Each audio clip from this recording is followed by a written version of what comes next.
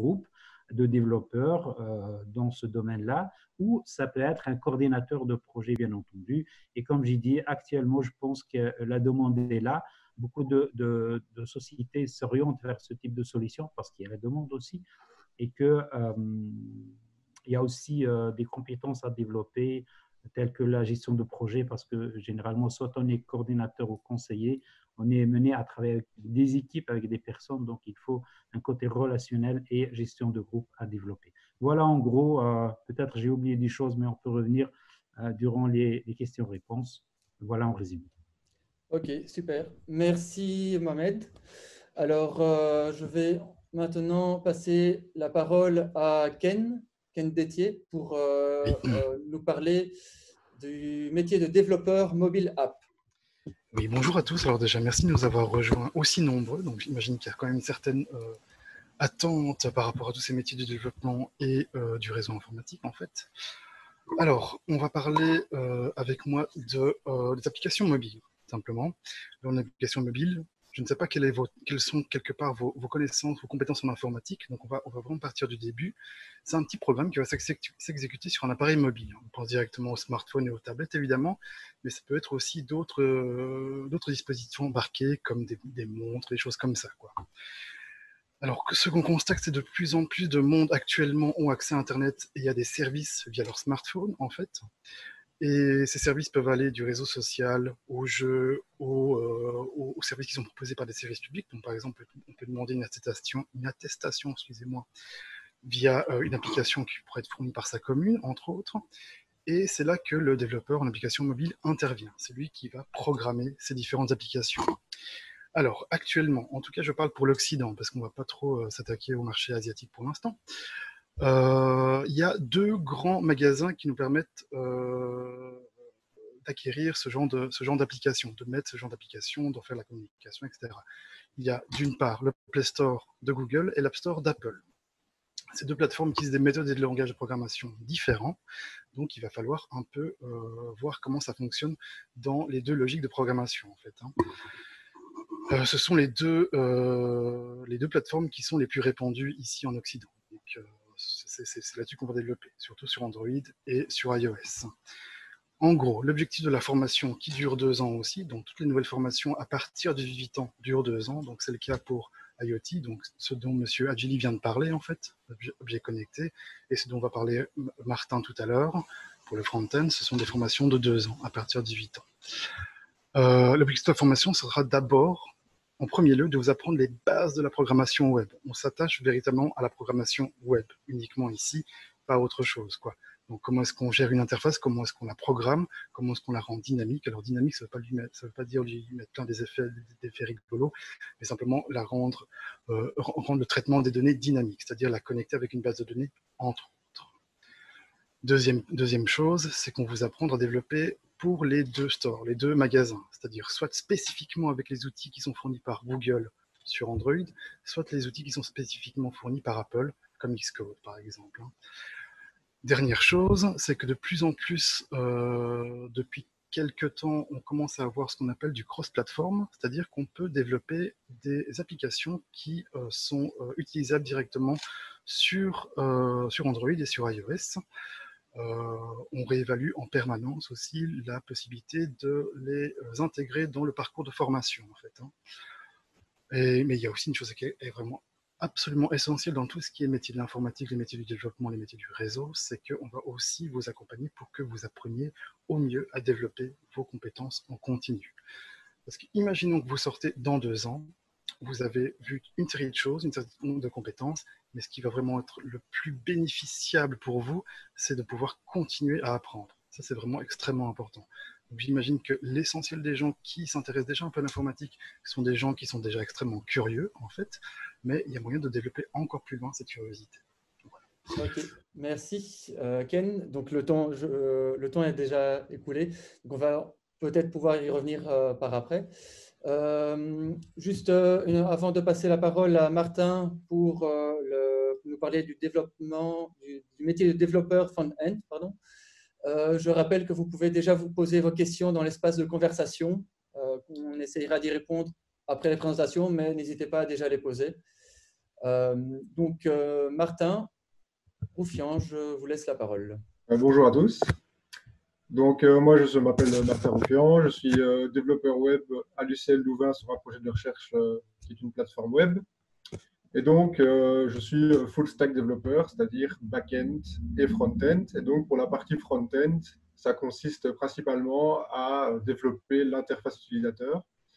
Donc, l'interface utilisateur, c'est ce que va utiliser l'utilisateur. Donc, c'est avec ce avec quoi il va interagir. Donc, typiquement, dans un site web, par exemple, c'est la page comme Facebook. Donc, quand il va appuyer sur divers boutons, qu'est-ce qui va se passer? Ça, c'est le front-end développeur qui gère. Et donc, il y a pas mal de points communs avec les développeurs d'applications, évidemment. Et donc, comment ça se passe dans le travail tous les jours? Ça dépend un peu de la taille du projet.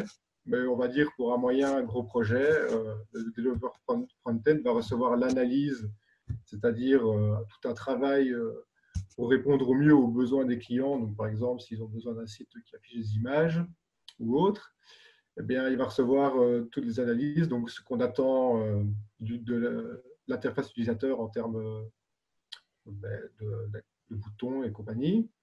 Et il va recevoir aussi toute une série de maquettes d'écran. Alors, dans les moyens et gros projets, il y a tout un travail qui sera fait auparavant par un infographiste. Donc, il va se baser sur ce travail-là. Donc, des infographistes qui vont faire toutes les interfaces, enfin, en tout cas, au niveau design. Et lui, il devra surtout les rendre responsive, c'est-à-dire à l'utilisation de l'utilisateur. Et dans les plus petits projets, il devrait aussi faire un travail de design, mais c'est moins courant. Et donc, pour ça, il devra utiliser diverses technologies, dont certaines sont en commun avec le développement d'applications mobiles, puisque comme disait Ken tantôt, il y a un marché du cross-platform, c'est-à-dire un code qui est utilisé sur iOS, Android et sur du web. Et donc, il y a moyen, avec du développement web, de faire aussi des applications, mais elles sont moins poussées, évidemment. Elles peuvent utiliser moins le device en entier.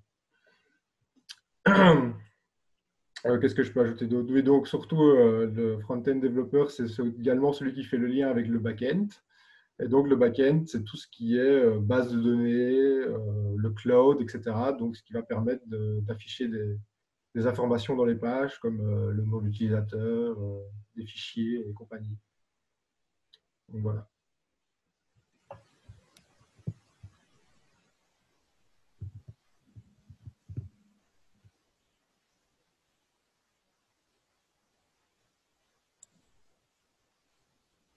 Pardon, je n'ai pas activé mon micro. C'est ça. Merci Martin. Donc je disais que nous allons terminer avec Claude Dubar qui va nous parler du métier d'assistant développeur. Voilà, bonjour à tous, merci d'avoir rejoint la réunion. Donc moi je suis enseignant à l'AFP depuis cette année. En parallèle, je suis informaticien dans une grande entreprise où je gère en fait des applications de reporting et des systèmes de reporting à grand niveau avec énormément de flux de données. Je donne cours à l'EFP et donc je vais vous parler du cours d'initiation en informatique parce que c'est surtout cette partie-là, donc la partie assistant développeur. Un développeur, c'est quoi en fait? Un développeur, c'est quelqu'un qui doit mettre en place des programmes ou des applications pour aider des entreprises à gérer leur quotidien. Quand on parle de gérer le quotidien, c'est quoi? C'est de la gestion de stock, c'est gérer le personnel, c'est gérer les feuilles de paye, c'est gérer les reporting, mettre en place des différents systèmes, etc. Et donc, pour pouvoir faire ce genre de choses, il faut pouvoir être capable, d'une part, de pouvoir maîtriser et comprendre les données qui sont mises à disposition dans l'entreprise dans laquelle vous travaillez. La deuxième chose est de pouvoir aussi gérer ces données, donc les classer et les mettre dans des bases de données, de manière à pouvoir avoir des données qui sont bien structurées pour pouvoir être exploitées par toutes les personnes qui vont exploiter ces données. Donc, un travail de développeur peut consister ou bien d'une part à gérer des bases de données, à mettre les données dans les bases de données. Ça peut aussi consister à développer des programmes qui permettront de pouvoir gérer du stock, pour pouvoir mettre en place des reporting ou d'autres choses, d'autres applications derrière. Le métier de développeur en lui-même est un métier qui est quand même très, très varié et qui vous permet de sans cesse vous remettre en question parce que les technologies évoluent tout le temps. On a toujours la possibilité de découvrir de nouveaux programmes, de mettre des nouvelles choses en place. Quand on fait quelque chose, on développe un programme, on a la possibilité de le modifier par après pour l'améliorer. On dit toujours qu'un développeur, à partir du moment où il trouve que son programme est mal fait, ça veut dire qu'il a vraiment bien compris, donc il veut toujours aller plus loin, plus loin, plus loin. C'est un des gros défauts du développeur, c'est qu'il est toujours perfectionniste. On a tout le temps besoin de se renouveler, donc il n'y a jamais de routine et de constante au niveau du développement lui-même. Voilà, c'est sans cesse une recherche d'aller plus loin, d'aller plus loin, plus loin. L'environnement dans lequel un développeur peut travailler, mais ça peut être dans une grande société, ça peut être dans une petite PME, ça peut être dans une moyenne PME, ça peut être dans des startups, ça peut être dans des clubs, pour des indépendants, des médecins ou des coachs, des artistes ou n'importe quoi. Donc c'est très très varié, on peut aller dans tous les sens à ce niveau-là. Et pourquoi choisir un métier de développement? Ça, c'est une des dernières choses que je veux vous dire avant de passer la parole de rendre la parole à Benoît. Donc, c'est un métier qui est polyvalent. Donc, il y a un besoin de digitalisation du marché qui est constant, puisqu'en fait, on est de plus en plus online. La technique online est de plus en plus dominante. Tout le monde veut être sur le web, tout le monde veut informatiser, tout le monde veut aller plus vite. Et donc, le développement est toujours un métier dans lequel on peut toujours trouver des débouchés. Donc voilà, moi c'est tout ce que je peux en dire. Ok. Voilà. Ah, ben, merci. Je propose, si vous avez terminé, donc on va pouvoir déjà répondre aux premières questions. Donc ici, je vois beaucoup de questions concernant les horaires et liés à la formation. Donc, quels sont les horaires de la formation, des différentes formations? Est-il possible de suivre une formation en même temps que des études universitaires, donc sans en faire un métier, d'après ce que j'ai compris à la question? Et donc, pour ça, je vais déjà laisser la parole à Cyril, peut-être, pour répondre à ces différentes questions. Oui, merci Benoît. Donc, dans les questions que je vois que tu as relevées, peut-on suivre les études à l'université en même temps? Je dirais que rien n'empêche de continuer les études en même temps, d'autres études en même temps. Ceci dit, attention, sur la question des horaires de cours, on a des plages horaires. Il y a à peu près plus ou moins 12 heures par semaine de cours au centre à l'EFP et certains métiers demandent un stage. Ça veut dire qu'il y a des métiers pour lesquels le stage est obligatoire et donc les cours plus le stage, ça laisse assez peu de place pour suivre des cours à l'université, par exemple. Oui. Je vais peut-être réagir là-dessus en fait.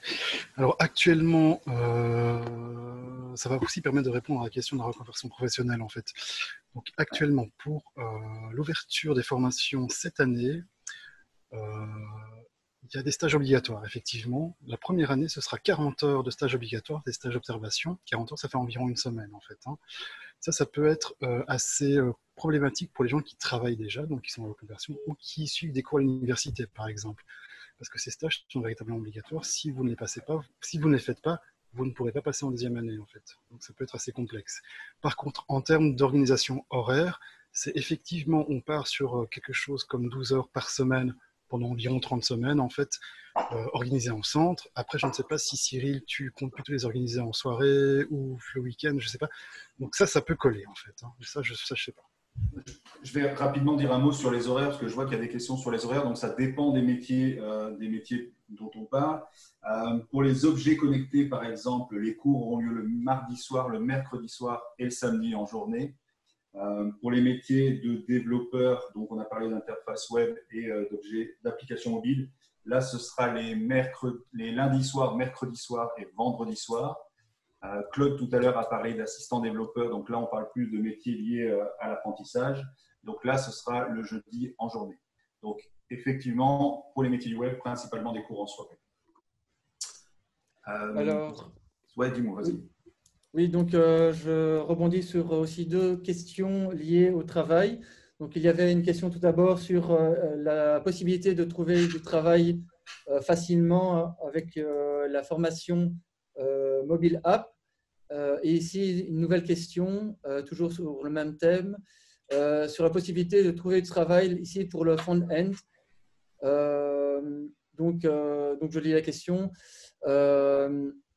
Donc, je suis intéressé par la formation développeur front-end en reconversion débutant vous pensez qu'après 2 années, possibilité de trouver du travail par rapport à certaines personnes qui maîtrisent le métier. Alors, d'abord pour mobile app, est-ce que quelqu'un veut répondre par rapport à ça? Je peux éventuellement répondre. Donc, vous êtes ici dans une sorte d'information pour de l'alternance. En fait, donc l'alternance, comment est-ce que ça fonctionne? C'est qu'en principe, vous êtes organisé dans un centre. Ici, c'est le FP. Et en journée, pendant la semaine, vous allez en entreprise pour acquérir des compétences vraiment pratiques, en fait. Donc, ce n'est pas que les cours théoriques, quelque part, même s'il y a des ateliers, même s'il y a de la pratique pendant les cours qui sont donnés à l'EFP, mais il y a aussi la pratique en entreprise. La pratique en entreprise ici n'est pas obligatoire, enfin, elle n'est pas obligatoire, elle est obligatoire à hauteur de 40 heures sur la première année, mais quelque chose qui vous permettra véritablement très facilement de trouver de l'emploi, c'est de pouvoir valider 1 an, voire 2 ans de stage avant de démarcher des employeurs en fait. Ça, c'est vraiment l'une des grandes forces de l'alternance par rapport à d'autres circuits comme les graduats ou d'autres dispositifs, en fait. Voilà. Donc, merci. Quelque part, si vous avez la possibilité de faire des stages, qu'ils soient rémunérés ou pas, c'est véritablement une très belle carte de visite, en fait. Maintenant, en termes de métier, donc là, on a des développeurs front-end. La question était posée pour front-end et mobile apps. Actuellement, ce sont des métiers qui sont considérés comme étant critiques au niveau d'Actiris et du Forum, en fait. Donc, c'est les 2 grands instituts qui s'occupent de l'emploi, en fait, en Fédération de Bruxelles et en Wallonie, enfin Bruxelles et en Wallonie. Et donc, ces métiers sont critiques. Donc, il y a beaucoup plus d'offres d'emploi que de gens qui peuvent y répondre, en fait. Voilà. Si ça peut permettre de vous répondre à votre question. Je peux détailler un peu plus avec les chiffres, mais ça risque d'être un peu long, quoi. Ok, merci. Encore une question sur quels sont les prérequis. Alors, je ne sais pas si la question n'est pas précise, mais… Ouais, je peux en toucher un mot rapidement, Benoît. Pour la majorité des formations dont on a parlé aujourd'hui, le prérequis, c'est un secondaire supérieur, donc un CESS, certificat d'études secondaires supérieures. Si les personnes qui souhaitent s'inscrire n'ont pas de CESS, il est possible de passer par un examen d'entrée pour suivre la formation. Ok, merci. Encore une dernière question. Donc, peut-on débuter sans rien connaître au code? Oui. Oui, sans problème. Oui. Ouais, Bon, non, mais vas-y. Oui, aussi. Allez-y. Super. Ok. Alors, je ne sais pas s'il y a encore des questions. En attendant, je peux juste prendre un moment pour vous parler de comment rester en contact. Donc, n'hésitez pas, si vous avez des questions plus tard, ça peut arriver, vous pouvez laisser vos coordonnées sur notre site internet ofp.be. Il y a un espace, donc dans les actualités, vous trouvez e-tour des métiers, et là vous pourrez nous laisser vos coordonnées via un formulaire en ligne. Vous pouvez également envoyer un mail à info@ofp.be pour toutes les questions, surtout plus précises sur les formations. Pour les questions plus administratives, vous avez le numéro gratuit 0800 85 210. Et n'oubliez pas aussi, nous avons les réseaux sociaux où nous pouvons aussi rester en contact et répondre à vos questions. Alors, 2 petites secondes, je reprends l'espace de conversation. Ok. Alors, on a encore 3 minutes, donc en attendant, s'il y a encore des questions, c'est le moment. En attendant les prochaines questions, je peux vous proposer un sondage pour évaluer l'expérience ici. Vous allez le voir apparaître sur votre écran, ça prend 2 minutes.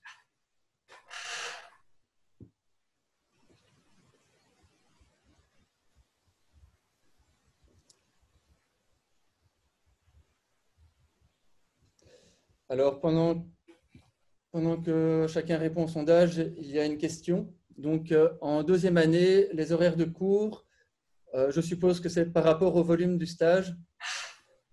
Le rapport, si j'ai bien compris, c'est le rapport entre l'horaire et le stage, enfin, les cours, pardon, et le stage.